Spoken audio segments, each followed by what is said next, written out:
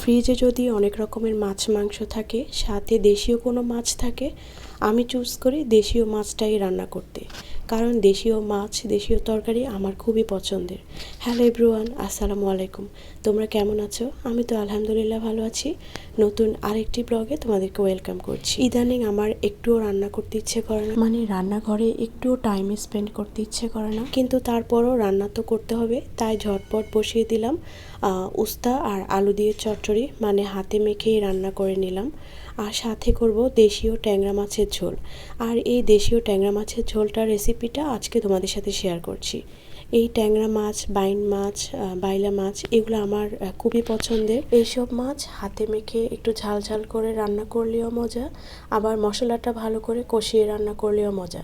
যাই হোক, অনেক দিন পরে আমি এই মাছটা পেয়েছি, আর আজকে আমি মশলাটা ভালো করে কষিয়ে ঝাল ঝাল করে রান্না করছি। আচ্ছা, যাই হোক, আমি তেলের মধ্যে পেঁয়াজ কুচি দিয়ে ভালো করে ভেজে নিয়ে এর মধ্যে রসুন বাটা, পরিমাণ মতো লবণ, হলুদ, মরিচ গুঁড়ো আর জিরা ধনিয়া গুঁড়ো দিয়ে দিয়েছি। তারপর একটু পানি দিয়ে ভালো করে কষিয়ে নিয়েছি। আর তেলটা উপরে উঠে আসলে তারপর মাছ আর সাথে কিছু আলু কুচি করে দিয়েছি। একদমই কুচি না, মানে মাছের মতো করে অনেকটা আলুটা কেটে দিয়েছি।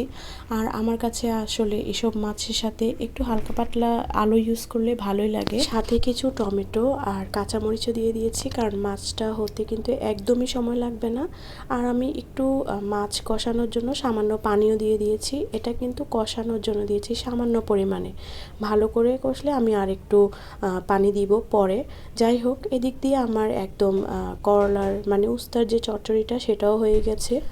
আর এই কয়েকদিন আমার কাছে এভাবে একটু ভেজা ভেজা টাইপের উস্তাটা খুবই ভালো লাগে, মানে একদম শুকনো ভাজাটা কেন জানি ভালোই লাগছে না।